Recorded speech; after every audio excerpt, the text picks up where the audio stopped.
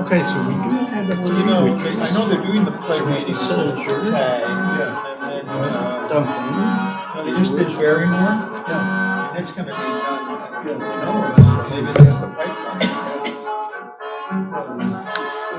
I like them there, and I like watching them, but if they're so locked into the script, then I think I'm losing it.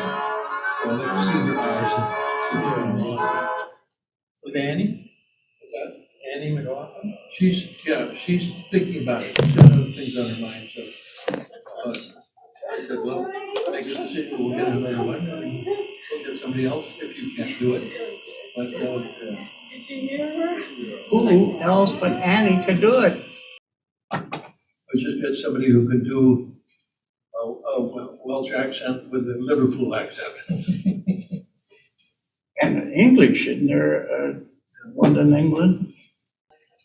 I gave you the other two. Second witch is hard. Roll No, so good. nice. I didn't even. Are we start, are the witches start? Did you eat those rolls? Oh, you got it there. Maybe. Tris, yes, maybe. Uno, dos and tres, which. Make sure it's You've taken it Not up the, a notch. the sorting hat from Harry Potter. There you go. You looking pretty good, Keith. You should grow out your hair. See? You know, if you want to. Twin paranormal. We all have roles? I sure hope so. Okay. Well, the porter isn't on for an hour, so we ain't gonna worry about her. Okay.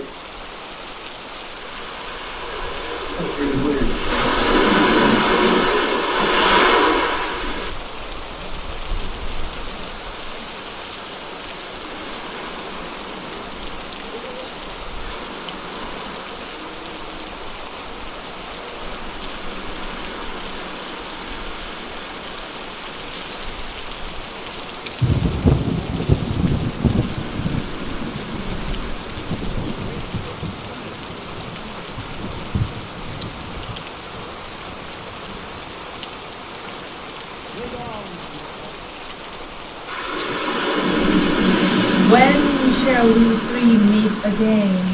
In thunder, lightning, or in rain? When the hurricane is done? When the battle's lost and won? That will be ere the set of sun, Where in the place upon the heath? there to meet with Macbeth. I come, grey mountain, and I call. Anon, Foul is foul is there, or through the fog and filthy air. There you go. That's what I said.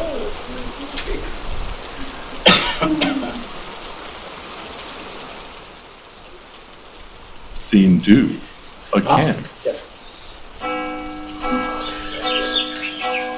Enter King Duncan Malcolm. What Donald bloody man is that? He can report, as seemeth by his plight, of all the revolt of the new estate. This is the sergeant.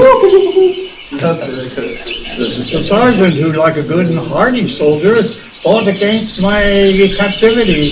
Hail, brave friend! Say to the king the knowledge of the broil that thou didst leave it. Doubtful it stood as two spent swimmers that do cling together and choke their art.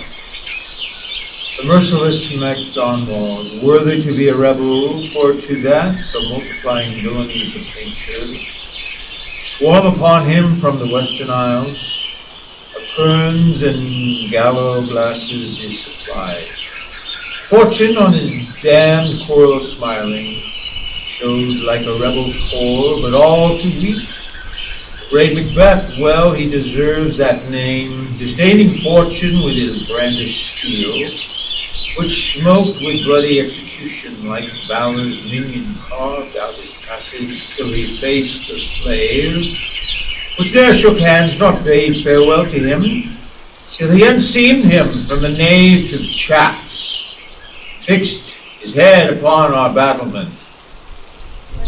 O valiant cousin, worthy gentleman, As whence the sun gins his reflections, shipwrecking storms and direful thunder break, so from that springs whence comfort seemed to come, discomfort swells. Mark, King of Scotland, mark, no sooner justice had with valor armed, compelled these skipping currents to trust their heels.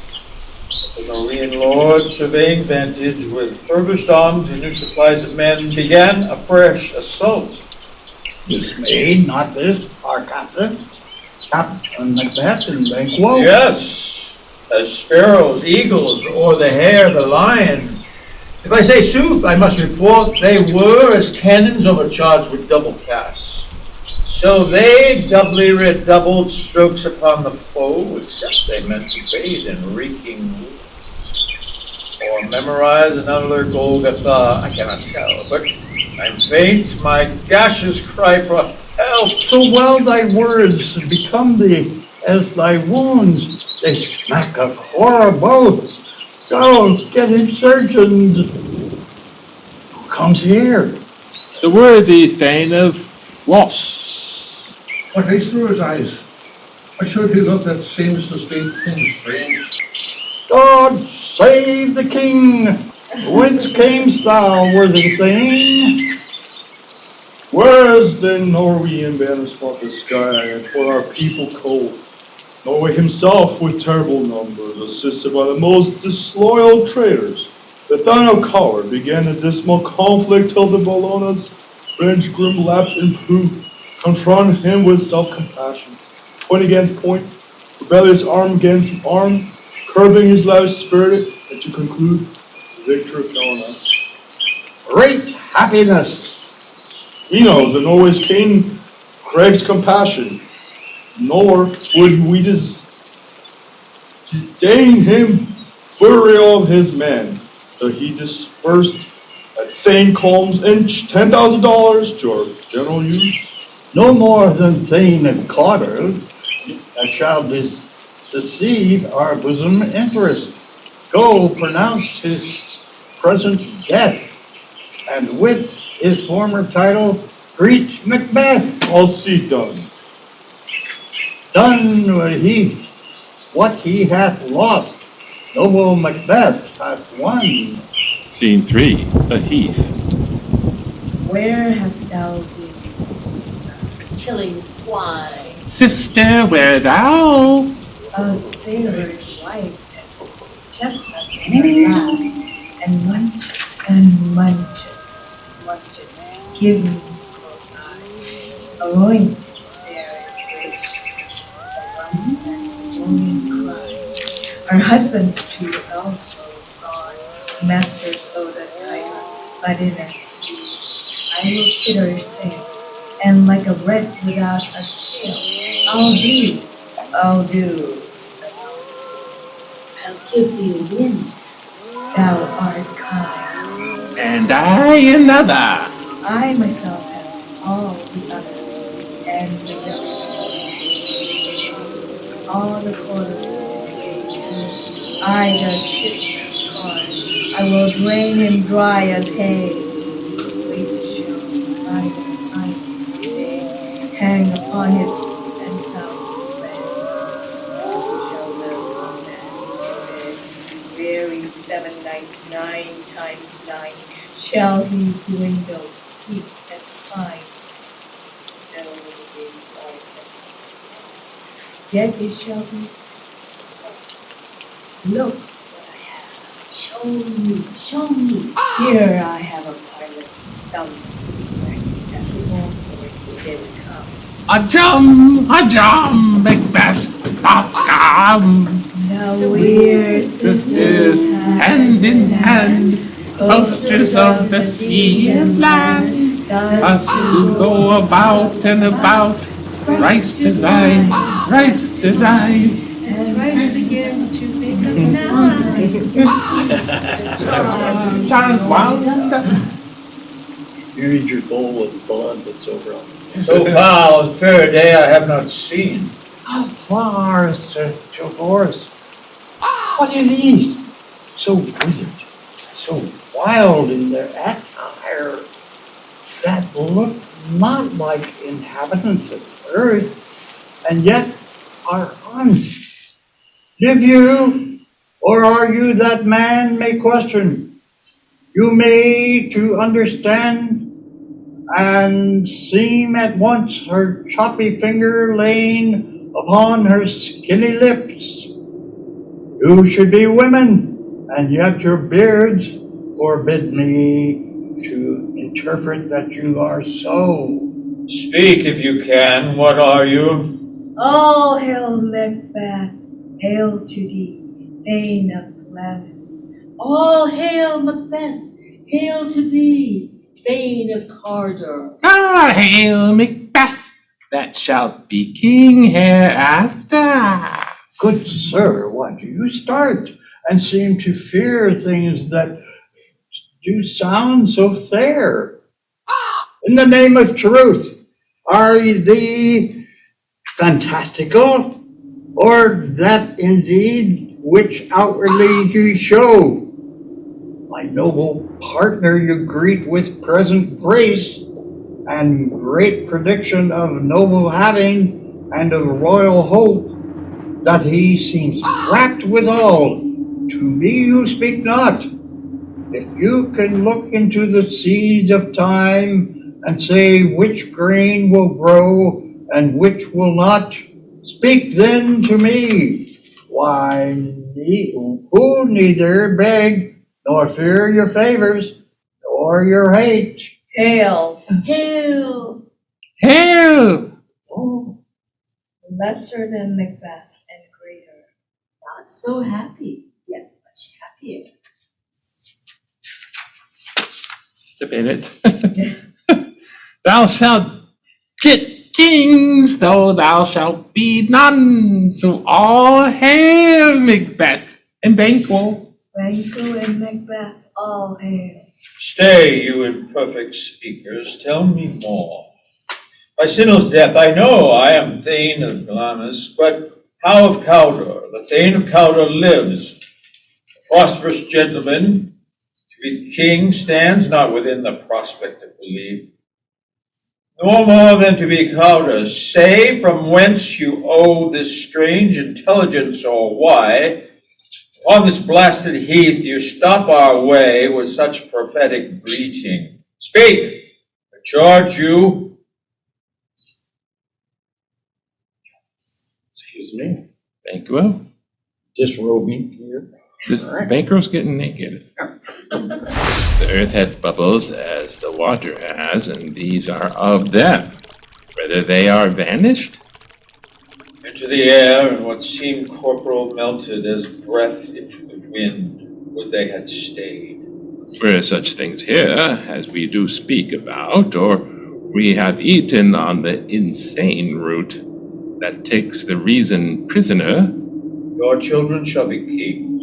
you shall be king. The Thane of Cawdor, too. To the self same tune and words. Who's here? The kings hath happily received Macbeth. The news of the success that he reads, the personal adventure and rebels fight, his wonders and his praises to content, which should be thine of his, silence is what that, if you ignore the rest of self's day, he finds thee stout and reins. Nothing feared of what thou didst make, strange images of death, the sickest tale can post with post, and every one did bear. They praise in his kingdom's great defense, poured him down before him. We are sent to give thee from our royal master thanks, only to herald thee into his sight, not pay thee. And for in earnest of a great honor, he bade me for him called the Thane of Cawdor, in which edition hail most worthy Thane, for it is fine. What? Can the devil speak true? The Thane of Cawdor lives. Why do you dress me in borrowed robes? Who was the Thane lives yet, but under heavy judgment bears that life which he deserves to lose, whether he was combined with those of Norway, or did line the rebels with hidden help or vantage, or that with both he labored in his country's wrack, I know not.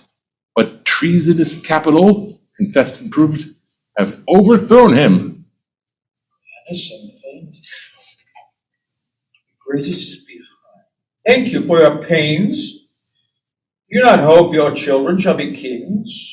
When those that gave the Thane of Cawdor to me promise no less to them? That entrusted home might yet enkindle you unto the crown.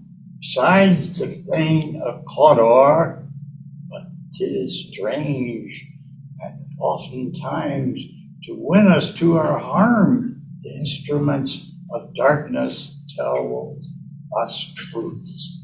Win us with honest trifles to betrays in deepest consequence. Cousins, a word, I pray you. Two truths are told, as happy prologues to the swelling act.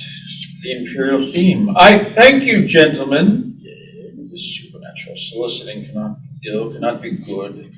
If ill, why have they given me earnest of success, commencing in a truth? I am Thane of Cawdor. If good, why do I yield to that suggestion, whose horrid image doth unfix my hair, and make my seated heart knock at my ribs against the usual nature?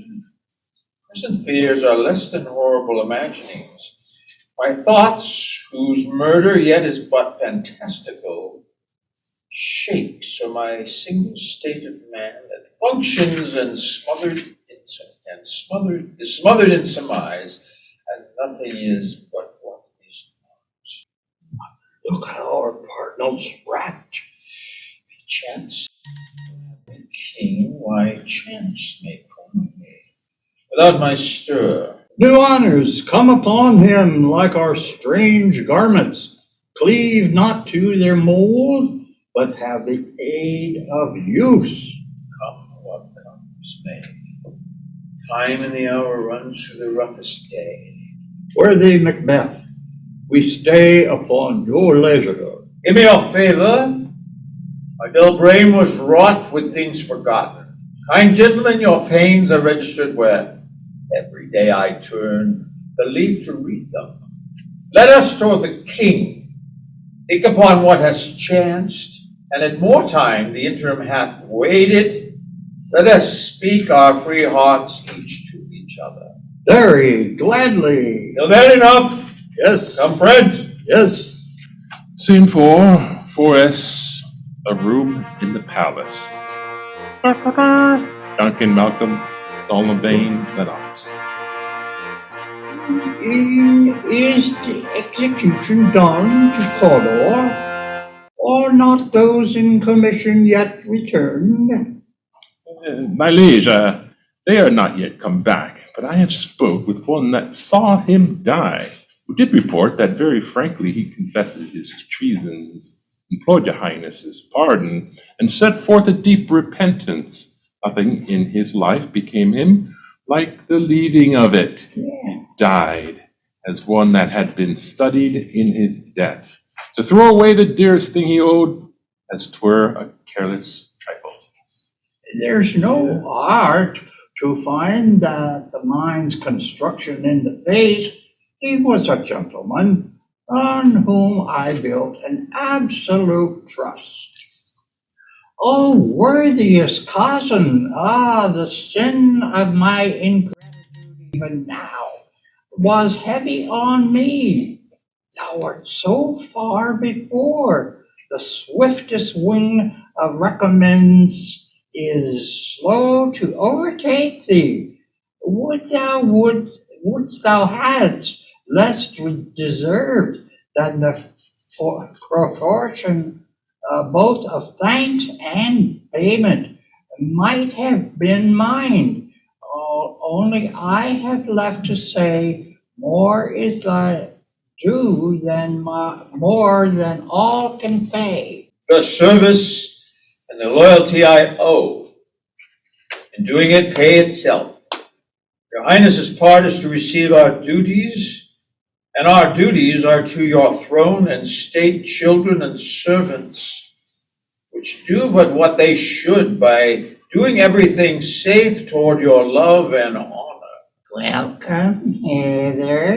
I have begun to plant thee, and will labor to make thee full of growing.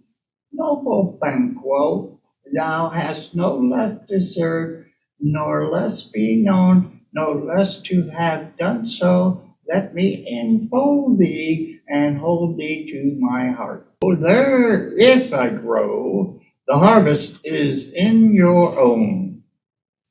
Ah, my plenteous joys, wanton in fullness, seek to hide themselves in drops of sorrow, sons, kinsmen, thanes, and you whose places are the nearest know, we will establish our estate upon our eldest Malcolm, whom we name hereafter the Prince of Cumberland, which honor must not unaccompanied harvest invest him only, but signs of nobleness, like stars, shall shine on all deservers. From hence to Inverness, and find us further to you.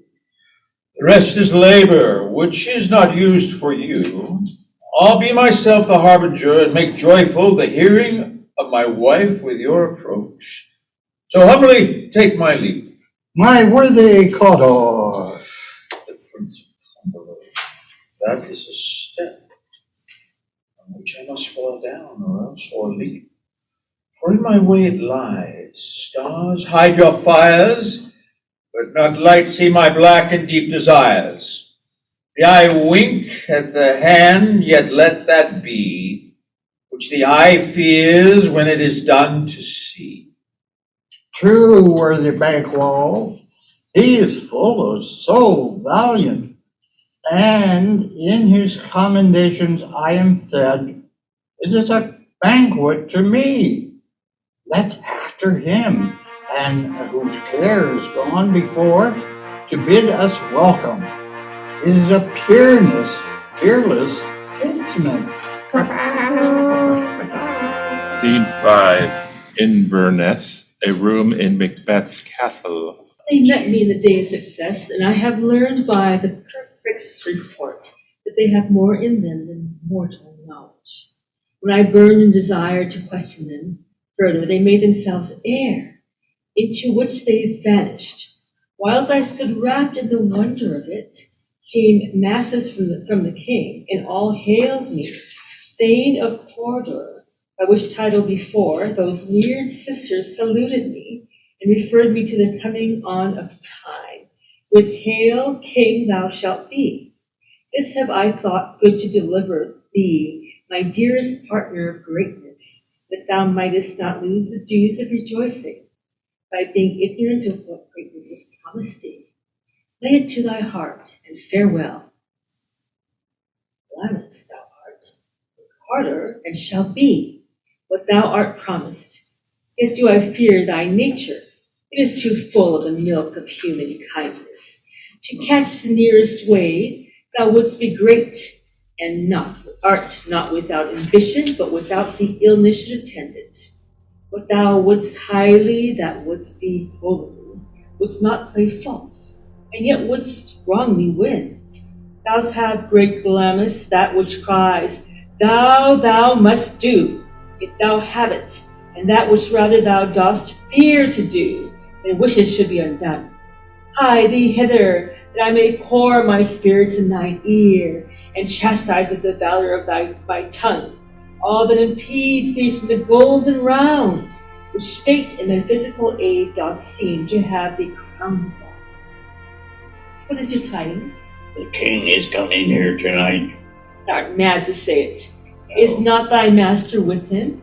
Who wert so would have informed him for preparation. Please you, it is true. Our thane is coming, and one of my fellows has the speed of him, who, almost dead for breath, had scarcely more than would make up his message.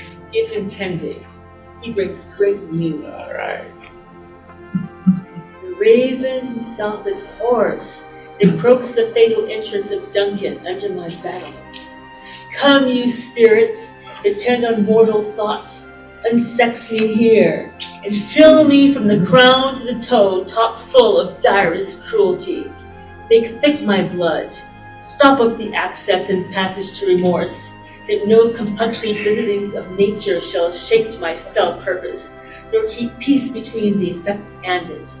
Come to my woman's breast and take my milk for gall, you murdering ministers.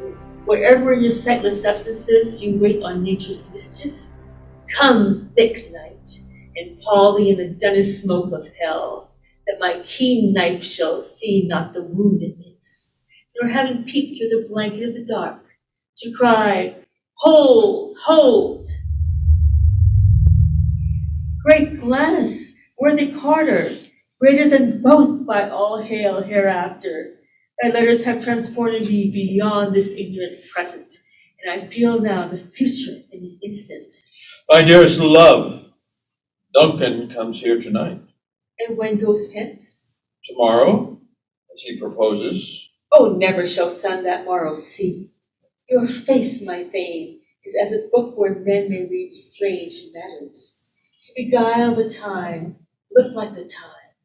Bear welcome in your eye, your hand, your tongue, look like the innocent flower, but be the serpent under it. He that's coming must be provided for, and you shall put this night's great business into my dispatch, which shall through all our nights and days to come be solely sovereign sway and mastered of. But we will speak further. Only look up clear. To alter favor ever is to fear.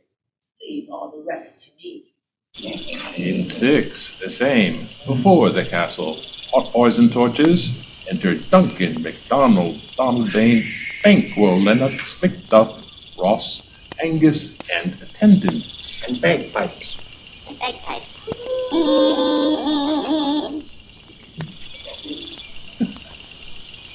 Each castle hath a pleasant seat.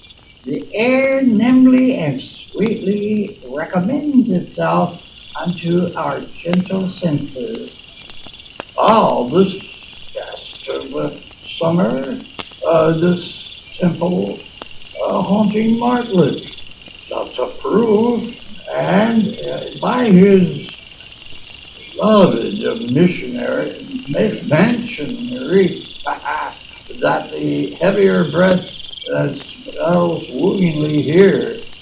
No jutty trees or buttress nor coign of vantage, but this bird hath made this pedant bed and crock-wrench cradle, where they most breed and haunt. I have observed the air is delicate. Oh, see, our honored hostess hath love that followed us sometime in our trouble, and which shall we thank know as love. And therein I teach you how to shall bid God heal this to your pains, and thanks for your trouble. All our service in every point, twice done and done double.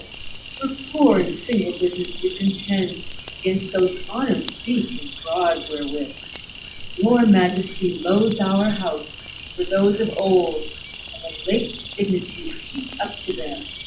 Bless your purpose. Where's the king of Cawdor? We forced him at the heels and had a purpose to be his purveyor. Oh, thank you, yes. But he rides well, and his great love, sharp as his spur, can hold him to his home before us. Fair and noble hostess, we are your guest tonight. Your servants ever have theirs, themselves and what is theirs, in compact to make their audit at your highness's pleasure, still to return your own. Well, give me your hand and conduct me to mine host, who love him highly, and shall continue our graces towards him.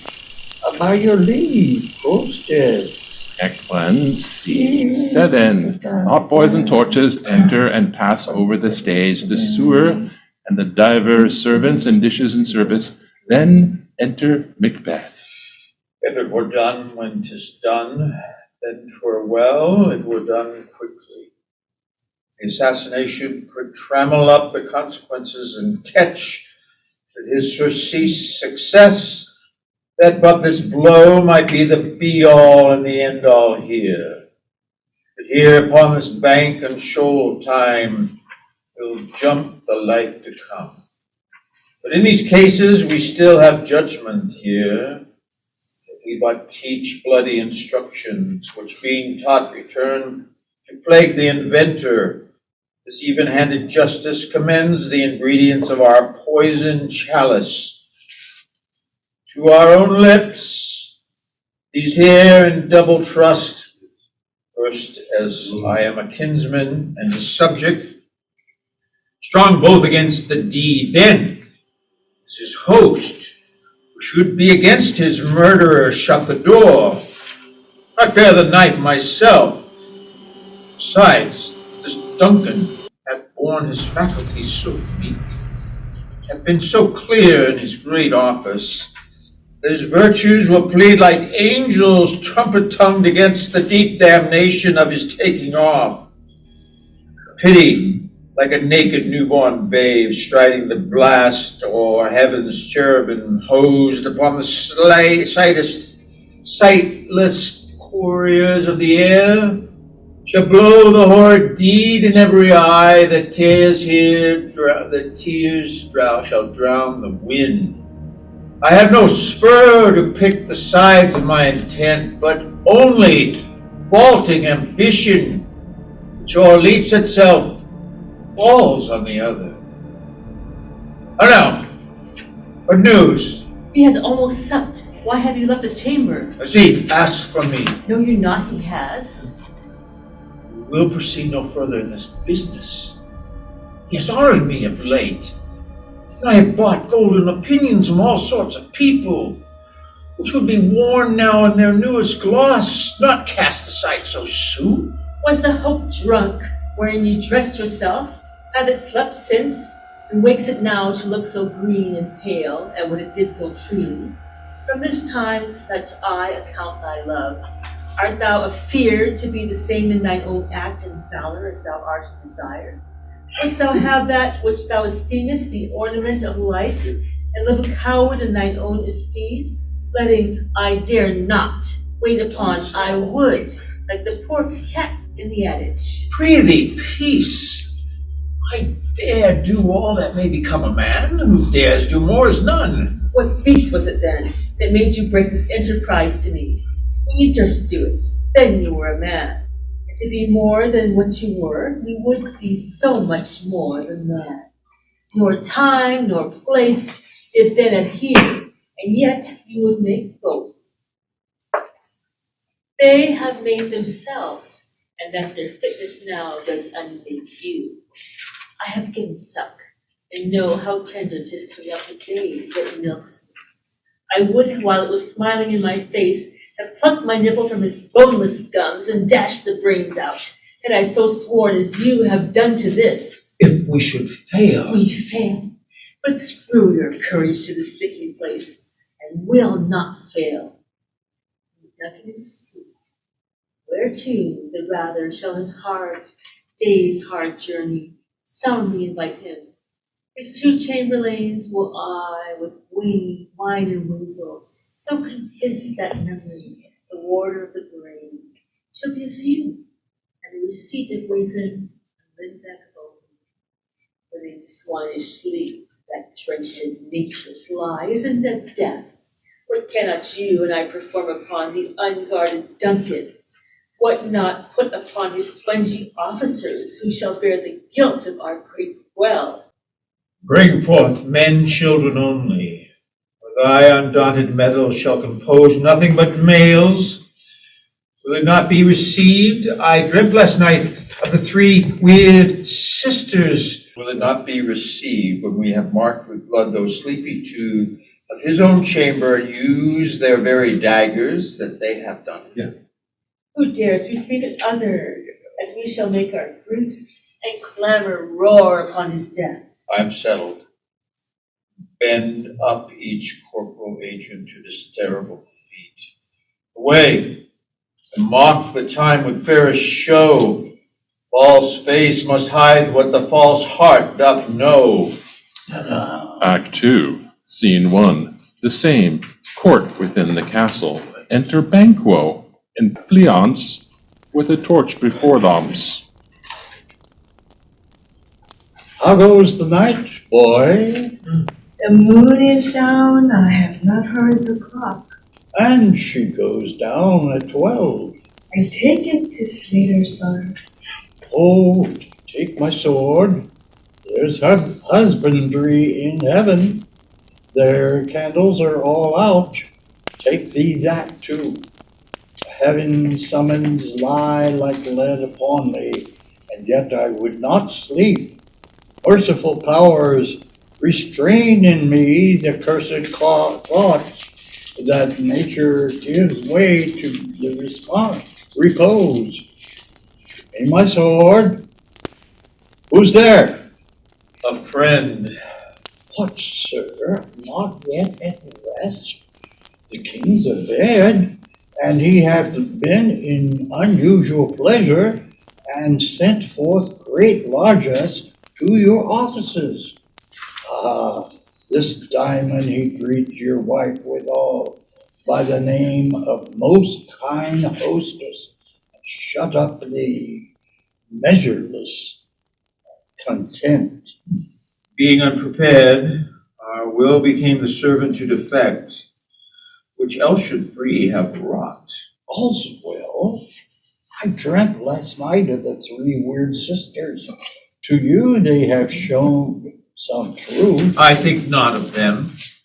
Yet, when we can entreat an hour to serve, we would spend it in some word upon that business, if you would grant the time. At your kindness leisure. If you shall cleave to my consent, when 'tis it shall make honor for you. So I lose none in seeking to augment it, but still keep my bosom franchised and allegiance clear. I shall be counsel. Good respose the while. Thanks, sir. Good luck to you. Go bid thy mistress when my drink is ready. She strikes upon the bell. Get thee to bed. Is this a dagger that I see before me? The handle toward my hand? Come, let me clutch thee. I have thee not, and yes, I see thee still. Art thou not fatal vision, sensible to feeling as to sight? Or art thou but a dagger of the mind, a false creation, proceeding from the heat of present brain? I see thee yet, a form as palpable as this which I now draw. Thou marshals me the way that I was going, and such an instrument I was to use. My eyes are made the fools, or the other senses, or else worth all the rest. I see thee still, and on thy blade in dudgeon gouts of blood, which was not so before. There's no such thing. It is the bloody business which informs thus to mine eyes. Now o'er the one half world nature seems dead. Wicked dreams abuse the curtained sleep. Witchcraft celebrates pale Hecate's offerings and withered murder. Alarmed by his sentinel the wolf, who howls his watch thus with his stealthy pace. Tucker's ravishing strides towards his design moves like a ghost. Thou sure and firm set earth, hear not my steps, which way they walk for fear the very stones prate of my whereabout. Take the present whore from the time which now suits with it, whiles I threat, he lives. Word to the heat of deeds too cold breath gives. Let go, it is done. Bell invites me. Hear it not, Duncan, for it is a knell that summons thee to heaven or to hell. Act 2, Scene 2, the same. Enter Lady MacBeth. That which hath made them drunk hath made me bold. What hath quenched them hath given me fire. Hark! Peace! It was the owl that shrieked, the fatal bellman that gives the sternest good night. Who is about it? The serpentine rooms do mock their charge with snakes. I have drugged their posits, that death and nature do contend about them, whether they live or die. Who's there? What ho?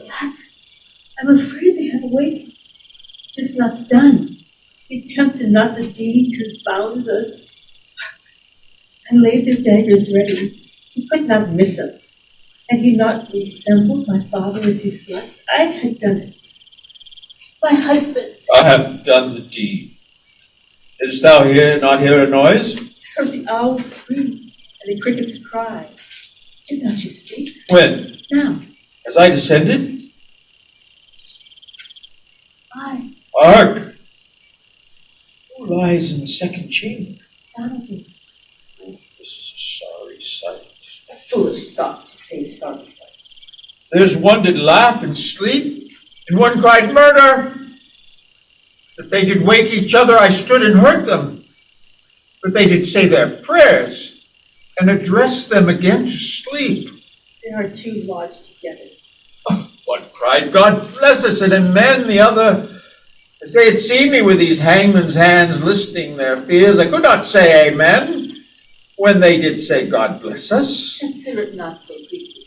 But wherefore could I not pronounce amen? I had most need of blessing, and amen stuck in my throat. These deeds must not be thought after these ways, so it will make us mad. Methought I heard a voice cry, sleep no more. MacBeth does murder sleep. The innocent sleep, sleep that knits up the raveled sleeve of care. The death of each day's life, sore labor's bath, balm of hurt minds, great nature's second course, chief nourisher in life's feast. What do you mean? Still it cried, sleep no more to all the house. Klamath hath murdered sleep, and therefore Cowder shall sleep no more. MacBeth shall sleep no more. Who was it that thus cried? Why, worthy Thane, you do unbend your noble strength to think so brain sickly of things. Go get some water, and wash this filthy witness from your hand. Why did you bring these daggers from the place? They must lie there. Go carry them and smear the pleated rooms with blood. I go no more. I am afraid to think what I have done. Look on again, I dare not. Infirm of purpose, give me the daggers. The sleeping and the dead are but as pictures. 'Tis the eye of childhood that fears a painted devil. If you do believe, I'll gild the faces of the grooms withal, for it must see their guilt. Whence is that knocking? How is that with me? But every noise appalls me. What hands are there? Ha! Oh, great Neptune's ocean, wash this blood! Clean from my hands? No, this my hand would rather the multitudinous sea incarnadine, making the green on red. My hands were of your color, but I shame to wear a heart so white. Talking of the silent finger. A little water clears us of this deed. How easy is it then? Your constancy hath left you unattended. More knocking. Put on your nightgown, lest occasion call us. Show us to be watches. Be not lost so poorly in your thoughts. To know my deed, 'twere best not know myself. Wake, Duncan, with thy knocking. I would thou couldest. Act 2, Scene 3, the same. Enter a porter.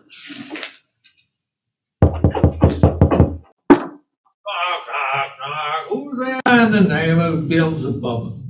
Here's a farmer that hanged himself on the expectation of plenty.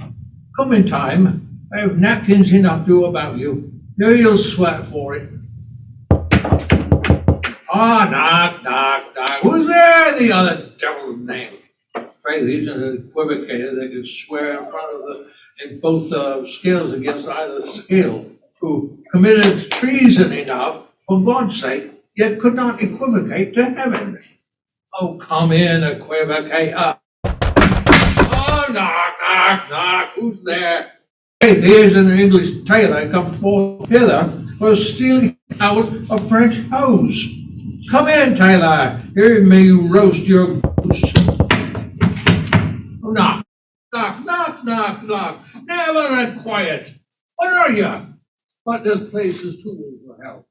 I'll report it no further. If I had thought to have let in some of the professions that go for the primrose way to the everlasting bonfire. Oh, no, I pray you. Remember the porter. Who's late, friend? Are you went to bed? That you do lie so late? Oh, faith, we were all carousing till the second cock. And then drink, sir, is a great provoker of three things. What are these three things does drink especially provoke?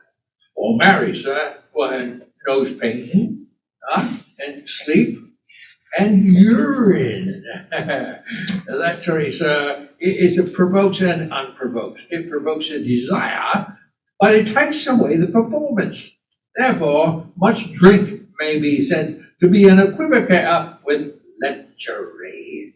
It makes him and it maws him. It sets him on and it takes him off. It persuades him and disarms him. It makes him stand to and not stand to. In conclusion, equivocates him in a sleep and giving him the lie will leave him. I believe drinks gave thee the lie last night. That is the very throat of me, but I requited him for his lie, and I think being too strong for him, though he took up my legs sometime, yet I made a shift to cast him. And I master steering? Our knocking has awakened him. Here he comes. Good morrow, noble sir. Good morrow, both. Is the king steering worthy Dane? Not yet. He did command me to call timely on him. I have almost slipped the hour. I'll bring you to him. Oh, okay, I know this is a joyful trouble to you, but yet 'tis one. In labor we delight, in physic pain. This is the door. I'll make too bold to call, for 'tis my limited service. He goes to king yesterday. He does. He did appoint so. The night has been unruly where we lay. Our chimneys have been blown down, as they say, lamenting herds of the air, strange screams of death, and prophesying with accents terrible in dire combustion and confused events, new hatched to the woeful time. Obscure bird clamors for the lifelong night. Some say the earth was feverish and did shake. It was a rough night. Well, my young remembrance cannot parallel a fellow to it. Oh, Or, tongue nor heart cannot conceive nor name thee. What's the matter? what's the matter? What's the Confusion now hath made this masterpiece. Most sacrilegious murder hath broke ope the Lord's anointed temple and stole thence the life oath building. What is it you say? The life? Mean you, His Majesty? Approach the chamber and destroy your sight with the new Gorgon. Do not bid me speak. See?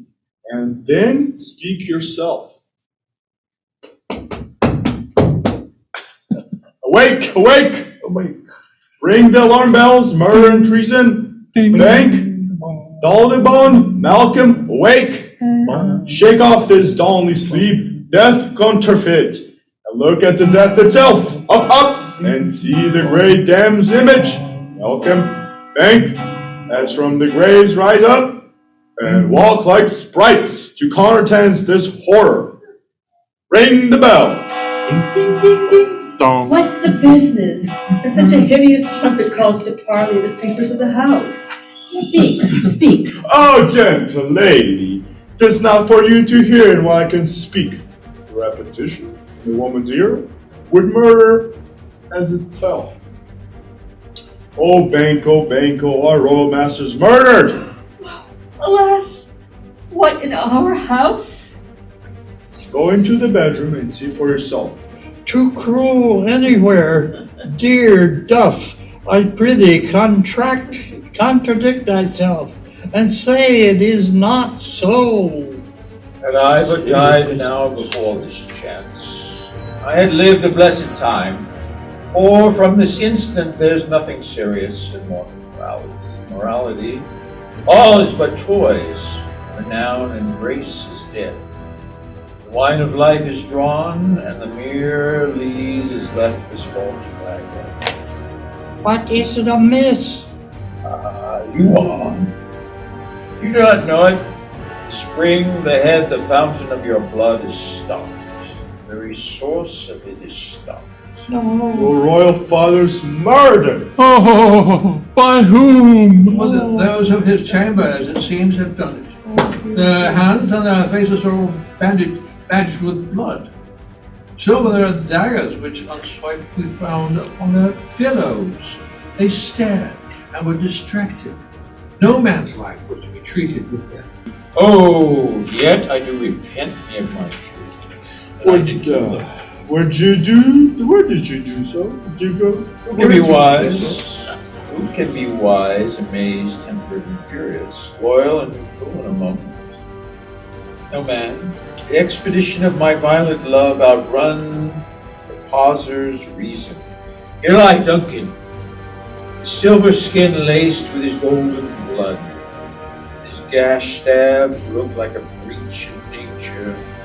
For ruin's wasteful inference there, the murderers, steeped in the colors of their trade, their daggers, unmannerly breached with gore, who could refrain that had a heart to love, and in that heart courage to make love known. Help me hence, oh! Look to the lady. Why do we hold our tongues that most may claim this argument from ours? Oh, what should be spoken here, where our face hid in an auger hole may rush and seize us. Let's away, our tears are not yet brewed. Nor our strong sorrow upon the foot of motion. No. Look to the lady, and when we have our naked frailties hid, that suffer in exposure, let us meet, and question this most bloody piece of work. I know it further, and fears and scruples shake us. The great hand of God I stand, and thence against the undivulged pretense I fight with treasonous malice. And so do I. So all, let's briefly put on manly readiness and meet the hall together. We'll contend. All right, well. What will we do? Let's not consort with them to show an unfelt sorrow is an office, which is the false man does easy. I'll to England. And I to Ireland. Our separated fortune shall keep us both the safer. Where we are, there are daggers in men's smiles, and near in blood, the nearer bloody. This murderous shaft that shot hath not yet lighted, and our safest way is to avoid the aim. Therefore, to horse, and let us not be dainty of leave-taking, but shift away. There's warrant in that theft which steals itself when there's no mercy left.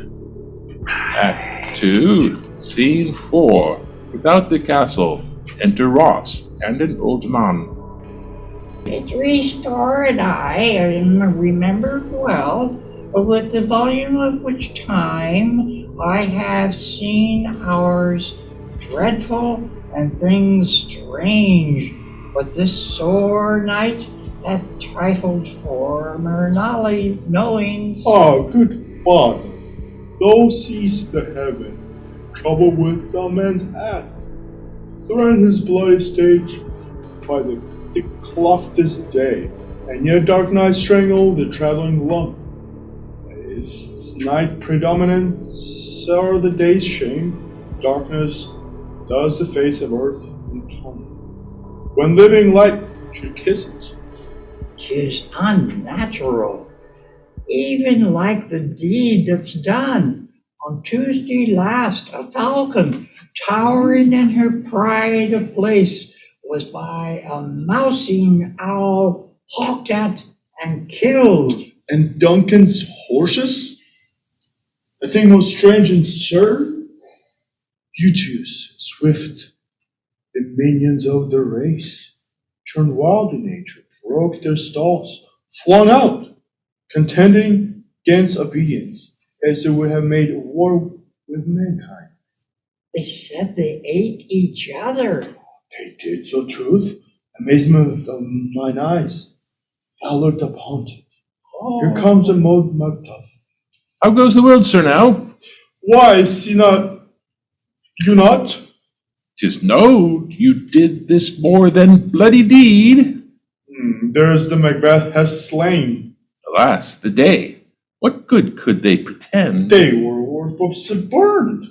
Malcolm and Dunbar and the king's two sons are stalled away and fled, which puts upon them suspicion of the deed.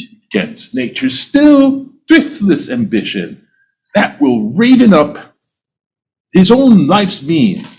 Then 'tis most like the sovereignty will fall upon MacBeth. Now he's already named and gone so scone to be invested. Where's the Duncan's body?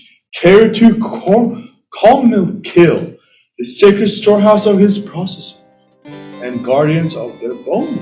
Will you to scone? Cousin, I'll be fine. Well, I will thither.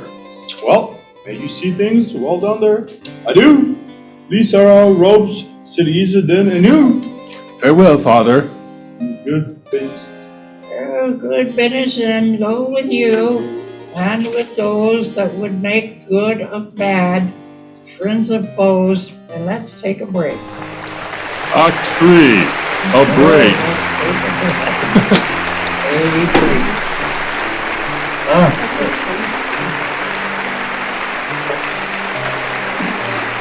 Hello? Hello? Oh, God, what the hell?